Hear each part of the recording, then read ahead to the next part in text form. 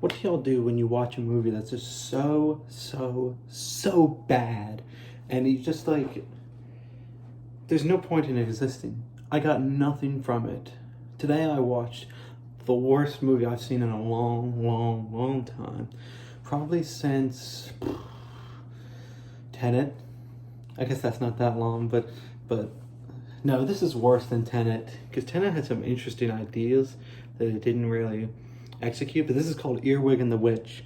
It is so astronomically fucking awful. Terrible, man. Let me tell you about this, man. Okay, so it's made by Goro Miyazaki, son of the legendary Hayao Miyazaki. Made some of the classics. Spirited Away. I don't like Spirited Away very much. You saw my recent video where I mentioned how I don't like Spirited Away. He made some good other stuff though. Did he make My Neighbor Totoro? I love My Neighbor Totoro. I love some of his other stuff. He made Princess Mononoke, which is really good. Howl's Moving Castle. But this is his son made Earwig and the Witch, which is the newest Studio Ghibli film. Ghibli. I don't know the pronunciation. But let me tell you something. This is bad. First of all, it's 3D animation, which, normally I'd be hesitant about. Normally, I'd be like, oh, this is gonna be terrible. It's 3D animation. So I saw this recent Lupin movie in theaters. Loved it. 3D animation looked beautiful. Looked awesome. Absolutely flawless. I loved it. Now, so I've got the TV right here with the movie that I just watched. It's awful. It looks terrible. Have you ever seen, there was a movie back in the day on Cartoon Network called Scary Godmother? It looks about that quality. It's terrible. It looks awful. It's not even in Japanese, which normally is like whatever. Studio Ghibli films, usually you watch the English version because that's what they do here, but like, I'm definitely a subs over dubs kind of guy.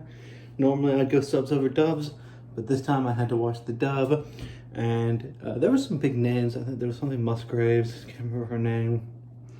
She was bad. She wasn't. It wasn't a bad performance necessarily, but I don't like it. I don't like hearing British voices. So it wasn't. It was just bad, dude. There was no message. It was so boring, too, dude. Like, it's an hour and 20 minutes long. And it felt like it was like 3 hours, man. It was a slog to get through. There's no message. I didn't get anything from it. The music's whatever. It's pretty not great. The only good thing, the best thing, opening credits and closing credits. Not like some sort of like snarky, like, the best part was when it ended, dude. No. The artwork and the opening credits and the ending credits both look really, really good. Really, really good. So, do with that what you will. I really enjoyed that part. The rest of it was just like, it's about like this girl who's like, she's like a bitch. She really is. She's like, she loves controlling people and having them do whatever she wants, and like manipulating people, and she's just not cool. She's not cool at all, man. Like, it's wild. It's absolutely wild, man. And like, what else is there to say?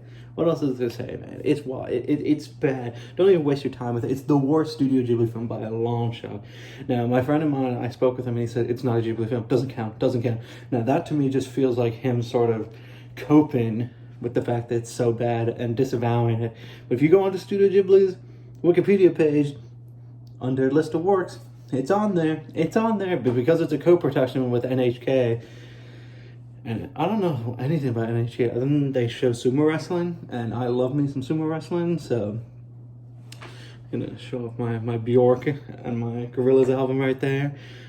But yeah, overall, Wouldn't rate it that highly. Honestly, I'm gonna give it a half star out of 5. It's one of the worst animated films I've seen in a while. Some of my friends on Letterboxd one of them gave it a 1 star, the other gave it a 1.5. I don't think it's even worth that. Not even worth that. It looks like Scary Godmother. It feels like nothing. Like sometimes these Studio Ghibli films, like there's very little substance to some of them. Now I especially feel that with Spirited Away. Everyone likes to laud Spirited Away. They felt like no substance to me in that film. Just style, nothing going on. Same thing can be said about My Neighbor Totoro. I think some of the wholesome lightheartedness and childlike whimsy of My Neighbor Totoro goes a lot further. It gets you a lot more value out of it. But this has no value at all. It is nothing. It is a non-factor, a non-starter. If I was Anthony Fantano, I'd give this a not good. I wouldn't even give it a 0. I'd give it a not good. So, that's my review of Earwig and the Witch. Thank you very much for watching. It's really bad. Don't watch it. Just thought it's on HBO Max. If you really want to torture yourself and you're a completionist and you're like, I gotta watch everything the Studio Ghibli makes, watch it. Other than that, don't watch this, man. Alright, I will see you guys later. This has been Rugby Ryan's Reviews. Finally made another movie review. I'll see y'all later.